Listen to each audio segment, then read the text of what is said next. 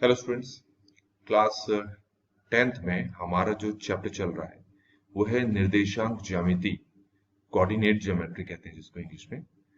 तो उसकी जो एक्सरसाइज है 7.1, उसका जो क्वेश्चन नंबर 4 है वो हम इस वीडियो में डिस्कस करने वाले हैं। क्वेश्चन हिंदी और इंग्लिश दोनों में ही है।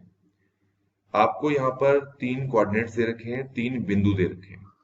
ठीक है, तो हिंदी में पढ़ दे रहा हूँ। जांच कीजिए कि क्या बिंदु 5, -2, 6, 4, 7, -2 एक सम द्विबाहु त्रिभुज के शीर्ष है। और इंग्लिश में क्या है, check whether 5, -2, 6, 4, 7, -2 are the vertices of an isosceles triangle. तो एक चीज आपको समझ में आ गई होगी कि क्वेश्चन में तुम्हें त्रिभुज के बारे में, एक ट्रायंगल के बारे में बताया गया है। ये मैंने वो ट्रायंगल बना दी। अब आपको यहाँ पर 3 निर्देशांक, 3 कोऑर्डिनेट्स दे रखे हैं, 3 बिंदु दे रखे हैं। वो बिंदु किसके हैं? वो हैं इनके शीर्ष। ये जो पॉइंट दिखाई दे रहे हैं जिसको ट्रायंगल का वर्टिसेस कहते हैं या फिर हिंदी में कहते हैं शीर्ष, तो ये वो बिंदु हैं। तो पहला कौन सा बिंदु है जरा देखिए। पहला पॉइंट क्या है? 5, -2, तो ये है 5, -2। दूसरा क्या है? 6, 4, तो ये हमने यहाँ पर 6, 4 लिख लिया। तीसरा क्या है हमारे पास? 7, -2, तो ये हमने यहाँ पर 7, -2 रख लिया। अब आपको ये तीनों के तीनों बिंदु दिखाई दे रहे हैं। अब हमें क्या करना है? हमें चेक करना है कि क्या ये एक सम द्विबाहु त्रिभुज है, जिसको इंग्लिश में कहते हैं आइसोसेलेस ट्रायंगल। क्या ये एक आइसोसेलेस ट्रायंगल है? तो आपको क्या करना है, और आइसोसेलेस ट्रायंगल क्या होते हैं जिसको हिंदी में कहते हैं सम द्विबाहु त्रिभुज। तो सम द्विबाहु त्रिभुज या फिर आइसोसेलेस ट्रायंगल ऐसे ट्रायंगल होते हैं जिसकी 3 भुजाओं में से 2 भुजाएं एक दूसरे के बराबर होती हैं। तो यहां पर भी आपके पास कितनी भुजाएं हैं? 3 है। तो आपको तीनों भुजाएं पहले निकालना है और देखना है कि क्या कोई 2 भुजा एक दूसरे के बराबर आ रही है या नहीं आ रही। ठीक हो गया।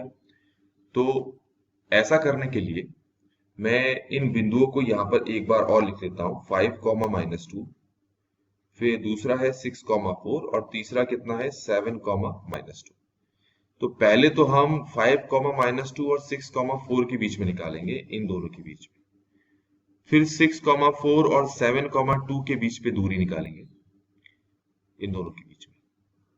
फिर हम 5, -2 और 7, -4 के बीच में दूरी निकालेंगे, इन दोनों के बीच में।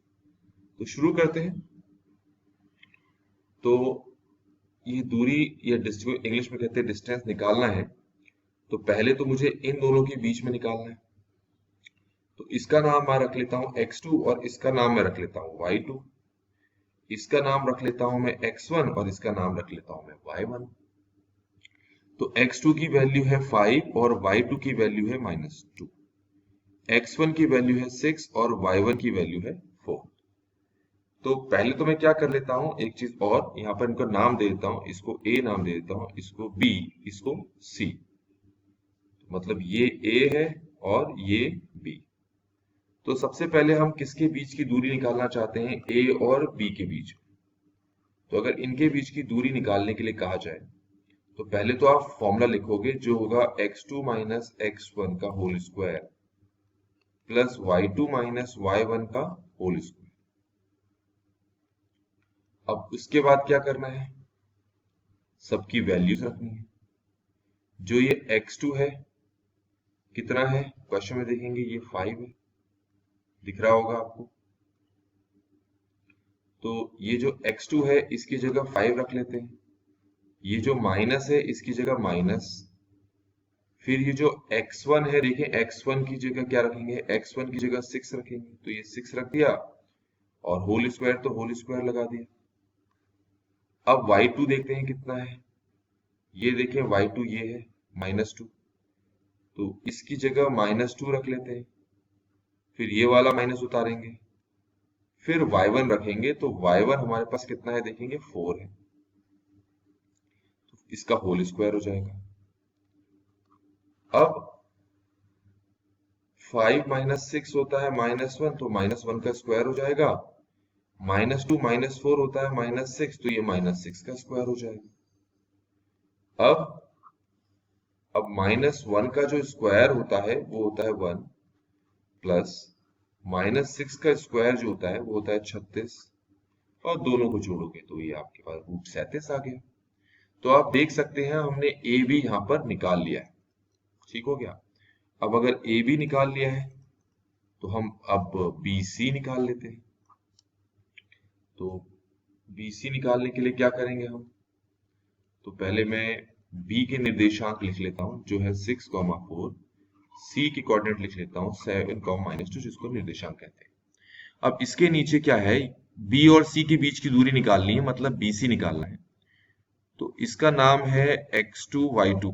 अब इसका नाम है x2 y2 और इसका नाम मैं रख लेता हूं x1 y1।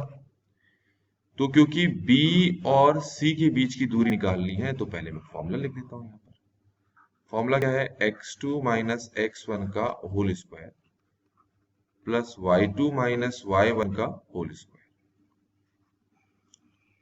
अब आप x2 देख सकते हैं क्या है, x2 की वैल्यू आपके पास कितनी है, 6।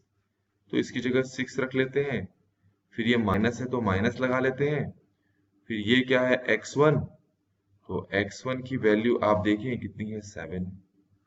तो इसकी जगह 7 लिख लेंगे और होल स्क्वायर भी लगाना पड़ेगा प्लस अब ये y2 है, y2 की वैल्यू कितनी है, 4। तो इस y2 की जगह रख लेते हैं 4, माइनस की जगह माइनस और y1 की जगह हम क्या रख लेते हैं, -2। तो ये मैं रखते हैं यहाँ -2 और होल स्क्वायर साथ में लगाना पड़ेगा। अब आप देख सकते हैं कि एक माइनस तो ये है, एक माइनस ये है। जब दो माइनस ऐसे साथ साथ आ जाए तो इसका मतलब क्या हो जाएगा, यहाँ पर प्लस। तो 6 माइनस 7 कितना हो गया आपका, -1, तो -1 का स्क्वायर। 4 प्लस 2 कितना हो गया आपके पास, 6, तो ये 6 का स्क्वायर। अब ये जो -1 का स्क्वायर है इसकी जगह आ जाएगा आंसर 1 और ये जो 6 का स्क्वायर है इसकी जगह आ जाएगा 36 और ये आ गया आंसर हमारे पास √37। तो हमने कौन कौन से जो डिस्टेंसेस हैं वो अब तक निकाल लिए। एक तो हमने ए बी निकाल लिया, एक हमने बी सी निकाल लिया, अब हमें निकालना है ए सी। ठीक हो गया। अब हमें क्या निकालना है, ए सी, ए और सी के बीच की दूरी। तो पहले मैं ए के निर्देशांक लिख लेता हूं और साथ में सी के निर्देशांक भी, मतलब कोऑर्डिनेट कहते हैं जिसको, वो दोनों लिख लेता हूं। तो ये तो है 5, -2 और सी क्या है 7, -2। ये है 7, -2। आप भी चेक कर लीजिएगा एक बार। ठीक है। तो अब मुझे ए और सी के बीच की दूरी निकालनी है, तो मैं ए के निर्देशांकों को नाम दे देता हूं x2 y2 और सी के निर्देशांकों को नाम दे देता हूं x2 y नहीं x1 काट देता इसको, x1 y1। तो अब ए सी निकालना है तो उसके लिए डिस्टेंस फॉर्मूला लगेगा। अच्छा, तो यहाँ पर फॉर्मूला क्या है हमारे पास, x2 माइनस x1 का whole square plus y2 minus y1 का होल स्क्वायर। अब x2 हमारे पास कितना है, 5, ये माइनस का माइनस और x1 कितना है, 7 का होल स्क्वायर। ठीक है। अब y2 की वैल्यू देखते हैं, y2 कितना है, y2 हमारे पास है -2 माइनस y1 कितना है, देखिए y1 ये रहा -2, वो भी -2। अब जब माइनस माइनस है साथ लिखे होते हैं तो उसका मतलब सीधा क्या होता है, प्लस। ये हमारे पास यहाँ पर क्या हो गया, प्लस, ये होल स्क्वायर रह गया था। अब आप देखें 5 - 7 कितना होता है, -2 का स्क्वायर, -2 + 2 होता है 0। तो -2 का स्क्वायर तो हमारे पास कितना आ गया, 4 और 0 साथ में है तो 4 + 0 कितना होता है, 4 ही होता है। यही यहां तक भी छोड़ सकते हो या फिर 4 का स्क्वायर रूट होता है 2।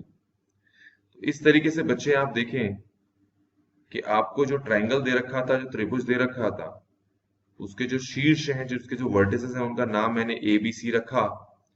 तो मेरे पास ये वाली दूरी, ये वाला जो डिस्टेंस आया वो आया √37 ये वाला डिस्टेंस भी √37 आया, पर ये वाला डिस्टेंस मेरे पास कितना आया, 2 आया। तो आप देखें तीनों भुजाओं में से, तीनों साइड्स में से दो साइड्स तो एक दूसरे के बराबर है।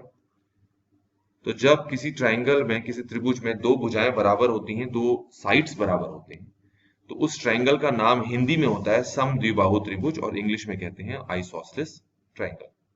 तो क्वेश्चन में जो चीज हमें जांच करनी थी वो हमने यहाँ पर जांच कर ली। आई होप कि आपको ये सारी चीजें समझ में आई होंगी। Thanks for watching.